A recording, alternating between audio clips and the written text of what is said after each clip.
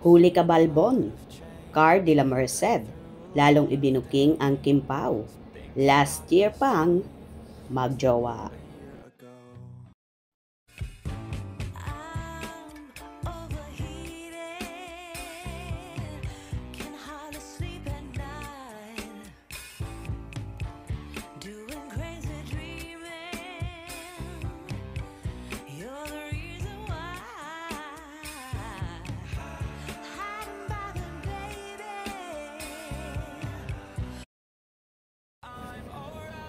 Nahalukay nga ng mga fanay ang naging tweet ng isa sa kasamahan ni na Kim Chiu at Paolo Abilino sa The Alibi series na si Miss Carlina de la Merced noong December 23, 2024. Ayon sa naging post ni Carlina, malisyosa ba ako kung iisipin kong sila na?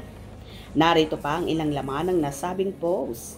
Every Christmas, may padala lagi si Blanc ng gift. As in, walang palya yan.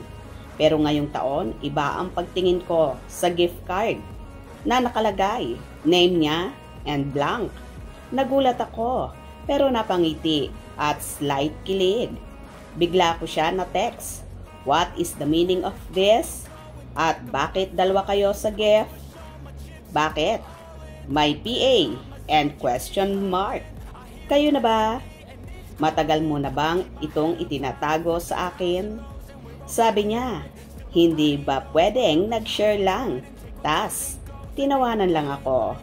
Yun lang, kakilig di ba? End of the story. Ayon naman sa ilang komento ng fanay, ha ha ha ha, matagal na Miss Carl, hindi ka nag-iisa.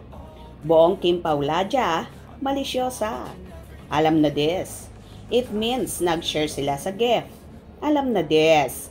Share din ata sila ng Christmas bonus ng mga conjugal stuff nila.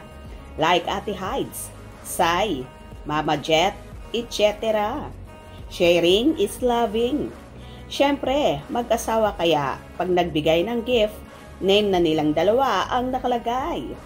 It sounds romantic pero ang totoo, economic. It is really love shares by two. Oo nga, nung last December pa yan. Mag-asawa na kasi kaya ganon, dalawa na lang. Silang nakalagay sa name. Grabe po, ang kilig.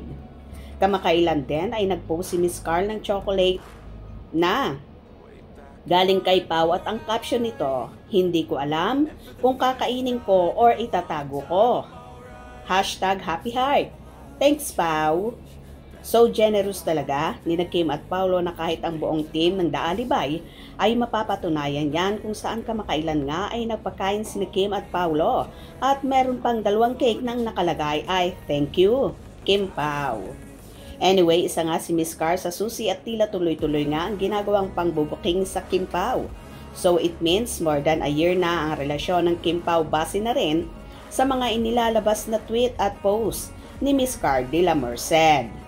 Well, alam naman na ng buong madlang people yan kahit hindi pa umaamin ang Kim Pao sa publiko.